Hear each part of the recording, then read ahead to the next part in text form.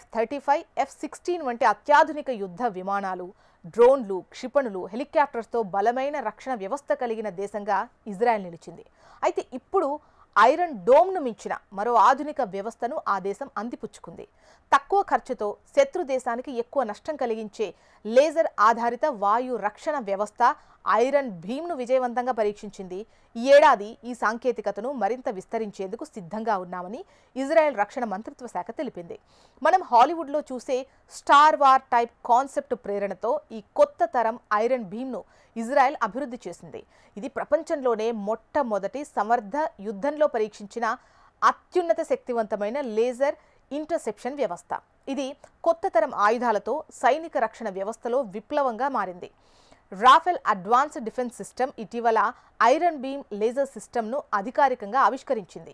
సంప్రదాయ మిసైల్ ఇంటర్సెప్టర్లు ఒకసారి రాకెట్ను అడ్డుకోవాలంటే దాదాపు $60,000 ఖర్చవుతుంది.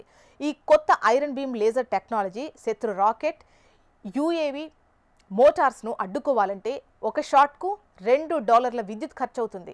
శత్రు దేశాల నుంచి ఏదైనా క్షిపణి తమ దిశగా వస్తుందని గమనించిన క్షణంలోనే ఈ ఐరన్ బీమ్ దాన్ని నేలకూలుస్తుందని ఇజ్రాయెల్ మాజీ ప్రధాని నఫ్తలి బెనెట్ తెలిపారు. ఇజ్రాయెల్ ఐరన్ బీమ్ ఇటీవల నిర్వహించినటువంటి పరీక్షల్లో రాకెట్లు, డ్రోన్లు, ఇతర యుద్ధ విమానాలను విజయవంతంగా కూల్చేసింది. ఇప్పటికే ఇజ్రాయెల్కు ఐరన్ డోమ్, డేవిడ్స్ స్ట్రింగ్ వంటి రక్షణ వ్యవస్థలు ఉన్నాయి. ఇప్పుడు ఐరన్ భీమ్ వ్యవస్థను అందుబాటులోకి తీసుకొచ్చుకుంది. ఏడాది చివరి నాటికి ఈ డిఫెన్స్ సిస్టమ్ తమ మొదటి యూనిట్లను అందుకోబోతుంది.